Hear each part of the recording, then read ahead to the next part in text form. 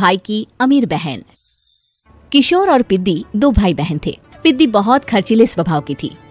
वो जितना कमाती अपने ऐशो आराम में पैसे उड़ा दिया करती। लेकिन किशोर समझदार था, घर को साथ लेकर चलना जानता था। अपनी बहन के जितना कमाता तो नहीं था, लेकिन फिर भी वो किसी तरह घर का खर्च चला लेता था। एक दिन पिद्दी किशोर से कहती है, किशोर तुम थोड़ा ज्यादा क्यों नहीं कमाते?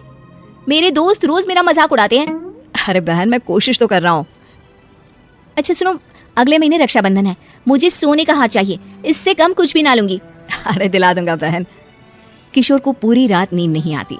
उसके दिमाग में बस ये चल रहा था कि उसकी माली हालत इतनी बिगड़ चुकी है, अब वो सोने का हार कहाँ से लाएगा। अगले दिन किशोर सुबह सुबह घर से ये बोलकर निकल गया कि पिद्दी, मैं गांव से बाहर जा रहा हूँ, कुछ दिन घर नहीं आऊंगा। किशोर ने अपने काम के साथ साथ फेरी में कपड़े बेचने भी शुरू कर दिए, जिससे वो ज्यादा से ज्यादा पैसे कमा सके। रात में वो एक बिल्डिंग की चौकीदारी भी करने लगा। अपने काम से थोड़ा बहुत समय निकालकर बस कुछ घंटे की नींद ले पाता था। और कब वो कुछ दिन एक महीने में बदल गए और रक्षाबंधन भी आ गया, पता ही नहीं चला। लेकिन किशोर अभी तक घर वापस नहीं लौटा। जहां वो काम करता था, पिद्दी के नाम का गुल्लक रखा हुआ था। किशोर ने उस गुल्लक को फोड़ा और सारे पैसे इकट्ठा करके एक सोने का हार खरीद लिया। घर में पिद्दी किशोर का इंतजार कर रही थी। तभी किशोर आता है। कहाँ चले गए थे? 4 दिन का कहा था और 1 महीने से पता नहीं कहाँ गायब हो गए थे। मैंने बस एक हार मांगा था और तुमने तो घर ही छोड़ दिया। अरे मुझे थोड़ा काम मिल गया था। कुछ नहीं, सब समझती हूँ, बहाने थे तुम्हारे। अपनी बहन के लिए इतना भी नहीं कर सकते, कैसे भाई हो? चलो यहाँ बैठो, राखी बांधती हूँ। पिद्दी ने किशोर को राखी बांधी। वैसे ही किशोर ने अपनी बहन के हाथ में सोने का हार रख दिया। उसकी खुशी का कोई ठिकाना नहीं था। वो मिठाई खिलाए बिना ही नेकलेस लेकर चली गई और शीशे के सामने अपने गले में हार रखकर देखने लगी। किशोर ने लड्डू उठाया और खुद ही खा लिया। ऐसे कई साल गुजर गए। एक दिन पिद्दी की नौकरी छूट गई। अब वो पूरी तरह किशोर पर डिपेंड हो गई थी। आए दिन किशोर को अपने महंगे महंगे शौक गिनाकर उससे पैसे मांगा करती थी। किशोर कुछ पैसे देना, मुझे पार्लर जाना है। किशोर बिना कुछ बोले उसे पैसे दे देता। ये क्या, 500? अरे इतने में तो मुझे पार्लर में एंट्री मिलेगी बस। अच्छा देता हूँ ना ज्यादा। अरे कैसे भाई हो, अपनी बहन के लिए इतना भी नहीं कर सकते। किशोर ने जेब से 2000 का नोट निकाला और उसे दे दिया। किशोर गरीबी में रह लेता था, लेकिन अपनी बहन को कभी कोई कमी नहीं होने देता था। बेटा, पिद्दी तुम्हारी बहन है, उसे कभी किसी चीज की कमी मत होने देना और उसका ध्यान रखना, क्योंकि भाई का फर्ज होता है अपनी बहन का ध्यान रखना। किशोर ने माँ की कही ये बात हमेशा के लिए याद कर ली थी। शायद माँ की इसी बात की वजह से किशोर पिद्दी की हर जिद पूरी करता चला आ रहा था। किशोर, आज मैं अपने दोस्तों के साथ पार्टी करने जा रही हूँ, मुझे कुछ पैसे दो ना। किशोर पिद्दी को समझाता है, लेकिन पिद्दी नाराज होकर चली गई और अपने कमरे में सुबक सुबक कर रोने लगी। किशोर अपनी जेब से कुछ पैसे निकालता है और पिद्दी को दे देता है। किशोर खुद कभी अच्छे कपड़े नहीं पहनता, लेकिन पिद्दी को राजकुमारी की तरह रखता। पिद्दी के जाने के बाद किशोर अपने काम पर निकल गया। एक तरफ पिद्दी अपने दोस्तों के साथ मस्ती कर रही थी, तो वहीं दूसरी तरफ किशोर पैसे कमाने के लिए कड़ी मेहनत कर रहा था। कुछ और दिन ऐसे ही बीत गए। एक दिन पिद्दी एक लड़के को लेकर घर आई और उसे किशोर से मिलवाया। किशोर, मुझे इस लड़के से शादी करनी है, लेकिन इनके मम्मी पापा बोल रहे हैं कि उनको दहेज में एक कार चाहिए, तभी वो मेरा और पंकज का रिश्ता कबूल करेंगे। लेकिन बहन, कार खरीदना कोई सब्जी खरीदने के बराबर तो नहीं है। अरे कैसे भाई हो तुम, अपनी बहन के लिए इतना नहीं कर सकते? देखो, मैं ज्यादा इंतजार नहीं कर सकती, तुम्हें 1 साल में मेरे लिए कार खरीदनी ही होगी।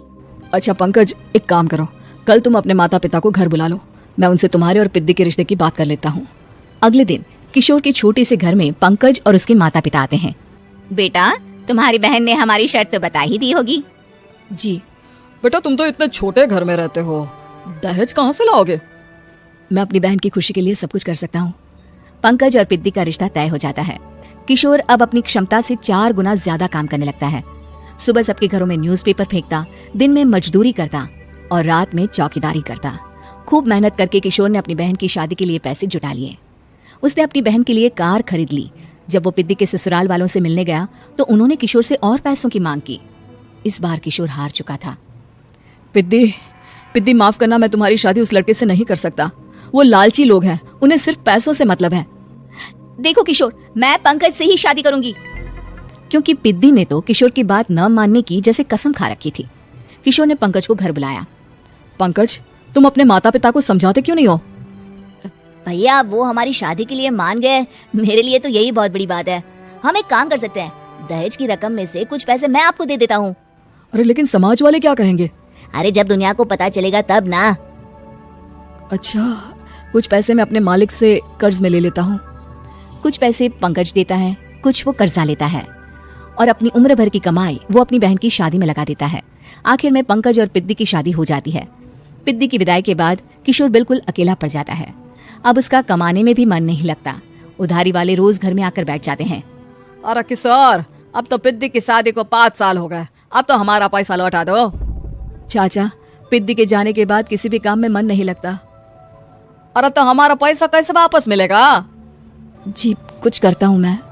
किशोर के ऊपर बहुत सा कर्जा चढ़ गया था, इसलिए उसने तय किया कि वो ये घर बेचकर सबके पैसे लौटा देगा।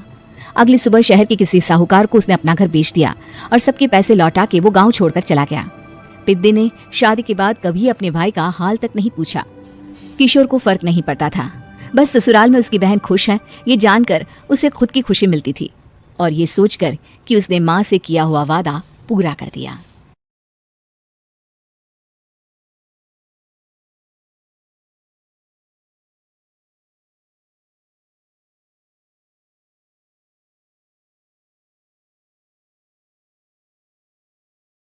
Oh my God! Wow!